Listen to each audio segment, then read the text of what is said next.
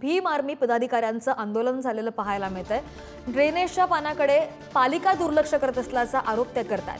तर सोलापूर पालिका आयुक्तांच्या गाडीवर त्यांनी दुर्गंधीयुक्त पाणी सुद्धा फेकल्याचं पाहायला मिळालं आणि भीम आर्मीच्या पदाधिकाऱ्यांना पोलिसांनी ताब्यात घेतल्याची माहिती आहे। ही दृश्य आपण पाहतोय सोलापूरमध्ये।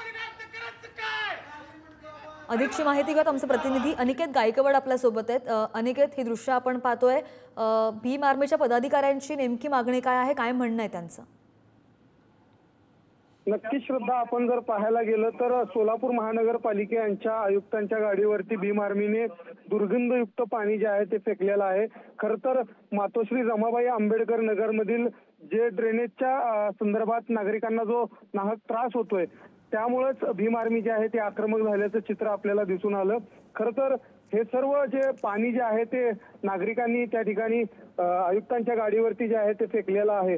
खरं तर नागरिकांकडून वारंवार तक्रार जी आहे ती महानगरपालिकेला देण्यात आली होती, मात्र त्याची दखल न घेतल्यामुळे भीम आर्मी जे आहे ते आक्रमक होत आयुक्तांच्या गाडीवरती हे ड्रेनेजचं पाणी फेकलेलं आहे। यानंतर या आंदोलकांना जे आहे ते पोलिसांनी ताब्यात देखील घेतलं होतं, मात्र आता त्यांना सोडून देण्यात आलेलं आहे। श्रद्धा, नक्कीच अनिकेत, धन्यवाद दिलेल्या सगळ्या माहितीसाठी।